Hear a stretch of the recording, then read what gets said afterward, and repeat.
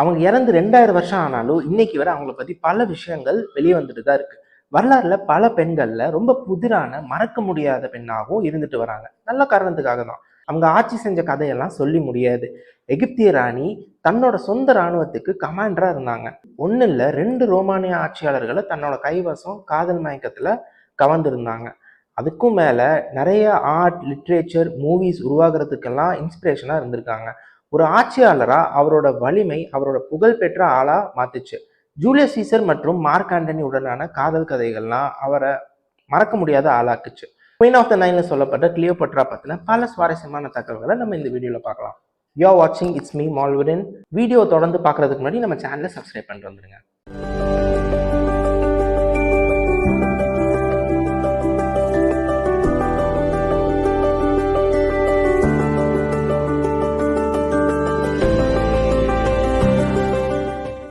Hi friends, hello everyone. டைரெக்டாக நம்ம வீடியோக்குள்ளே போகலாம்.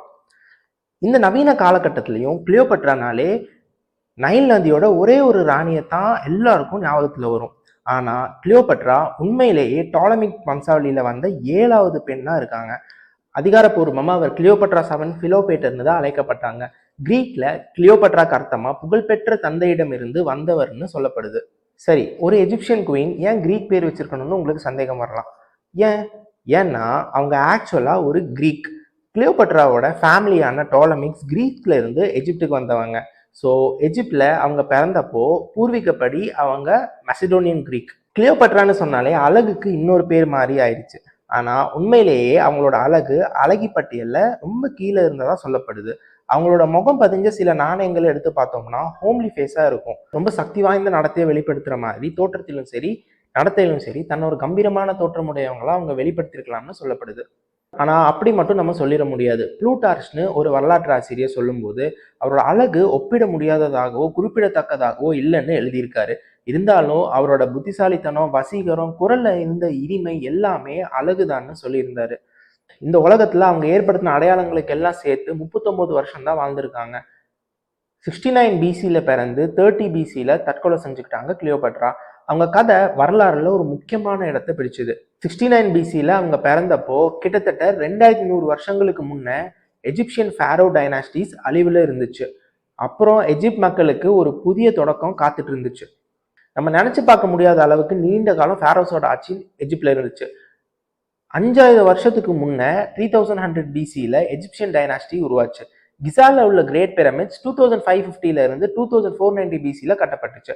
அப்படி பார்த்தா பிரமிட்ஸ் கட்டின காலகட்டத்தை விட மனிதன் நிலாவில் இறங்கின காலகட்டத்துக்கு நெருக்கமான நாட்கள்ல வாழ்ந்திருக்காங்க கிளியோபட்ரா. கிளியோபட்ரா தான் எஜிப்சியன் மொழியில பேசவும் படிக்கவும் கத்துக்கிட்ட முதல் டாலமிக் ரூலர். அவங்களுக்கு முன்ன 300 வருஷமா அவர் ஃபேமிலி கிரீக் மொழியை தான் பேசி வந்திருக்காங்க.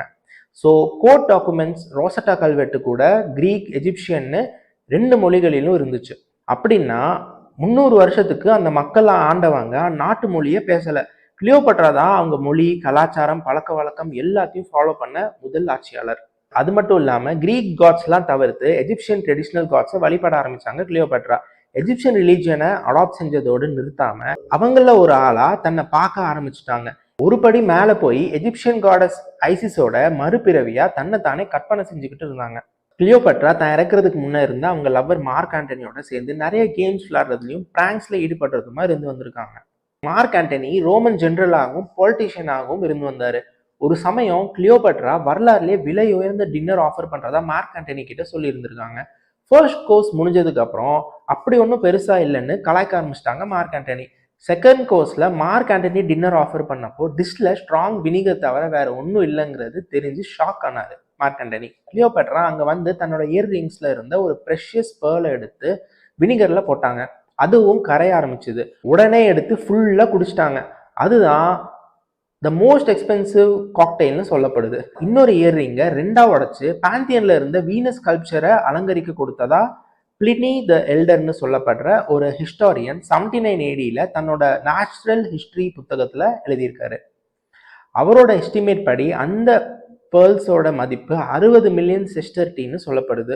ரஃபா சொல்லணும்னா இன்னைக்கு காலகட்டத்தில் கணக்கு பண்ணா 28.5 மில்லியன் டாலர்ஸ்னு சொல்லப்படுது. கிளியோபட்ரா தன்னோட 14 வயசுல அவங்களோட அம்மா ஒரு மர்மமான சூழல்ல இழந்தாங்க. அப்புறம் டீனேஜ் கிளியோபட்ராவை துணை பதவிக்கு உயர்த்தினாரு அவங்க அப்பாவான ஃபாரோ டோலமி 12. 4 வருஷம் கூட இருந்து ஆட்சி செஞ்சதுனால போதுமான அறிவையும் அனுபவத்தையும் பெற்றிருந்தாங்க கிளியோபட்ரா. கிளியோபட்ராக்கு அனுபவம் கிடைச்சது நல்லதா போச்சு. ஏன்னா அவங்க அப்பா இறந்தப்போ 18 வயசான கிளியோபட்ராவையும் 10 வயசான அவங்க தம்பியும் ஜாயிண்ட் ரூலர்ஸா அறிவிச்சிருந்தாங்க. அப்படி அறிவிச்சு அவர் இறந்துட்டாரு. அவங்க குடும்பத்துல உள்ளவங்களே ஆட்சி பொறுப்புல நிலைநிறுத்தி வைக்கணும்னு ஒரு வினோதமான பழக்கம் அங்க இருந்துச்சு. சிப்ளிங்ஸையோ இம்மிடியட் கசின்ஸையோ கல்யாணம் செஞ்சுக்கணும். அதனால கிளியோபட்ரா அவரோட தம்பியை கல்யாணம் பண்ண சொல்லி வற்புறுத்தி இருக்காங்க. அரியாசனம் ஏறின கொஞ்ச நாள்லயே அவங்க தம்பியோட சேர்ந்து ஆட்சி செய்ய விருப்பம் இல்லைன்னு சொல்லி அவங்க பேரு மட்டுமே ஓங்கி ஒழிக்கிற மாதிரி எல்லா வேலையும் செஞ்சாங்க கிளியோபட்ரா. அவங்க தம்பியோட பேரு எந்த அஃபிஷியல் டாக்குமெண்ட்ஸ்லயும் இல்லாத மாதிரி பார்த்துக்கிட்டாங்க.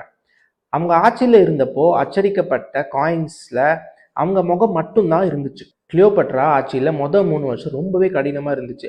அவங்க அரியாசனம் ஏறும்போது ஏற்கனவே எஜிப்ட் பயங்கரமான வறுமையில இருந்துச்சு, வறட்சியில இருந்துச்சு. நைல் நதியால பயிரெல்லாம் பாதிக்கப்பட்டிருந்துச்சு, வர்த்தகம் செய்ய முடியல, மக்கள் பட்டினியால வாடி போனாங்க.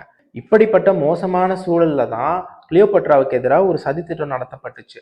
அது தவிர்க்க முடியாததா மாறிச்சு. ஆனா கிளியோபட்ரா எப்பவும் போல கம்பீரமா தான் இருந்தாங்க.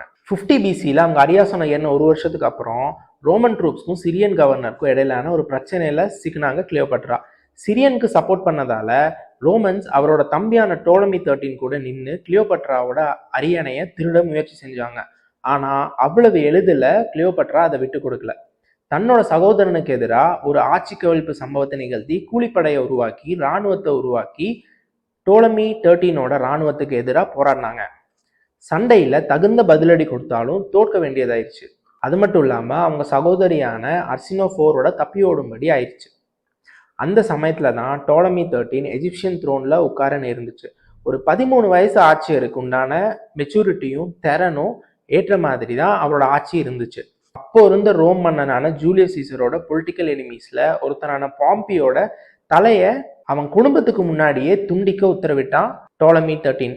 அதனால சீசர் ரொம்பவே கோவம் அடைஞ்சாரு. எஜிப்த் தலைநகரை கைப்பற்றி அதோட ஆட்சி பொறுப்பை கிளியோபட்ராவுக்கா டோலமி 13க்கான மத்தியஸ்தம் செய்ய வேண்டிய நிலையில அவர் இருந்தாரு. கிளியோபட்ரா அப்போ தன்னோட வஞ்சகத்தனமான திட்டத்தை தீட்டிட்டு இருந்தா. ரோம் இன்வேஷனுக்கு அப்புறம் சீசரை சந்திக்க ஒரு புத்திசாலித்தனமான திட்டத்தை தீட்டினாங்க கிளியோபட்ரா. அதுக்கப்புறம் 2 பேர் சந்திச்சாங்க, ஸ்பார்க்ஸ் உருவாச்சு, பட்டர்ஃப்ளைஸ் பறந்துச்சு, காதல் மலர்ந்துச்சு. அப்போ சீசருக்கு 52 வயசு, கிளியோபட்ராவுக்கோ 21 வயசு. 31 வருஷம் வித்தியாசம் இருந்தாலும் கிளியோபட்ராவும் சீசரும் 2 வருஷம் லவ்வர்ஸா இருந்தாங்க. 47 பிசியில ஒரு பையனை பெத்தெடுத்தாங்க கிளியோபட்ரா. அந்த குழந்தை பேரு டாலமி சீசர். செல்லம்மா சிசேரியன் லிட்டில் சீசர்னு அழைக்கப்பட்டாங்க.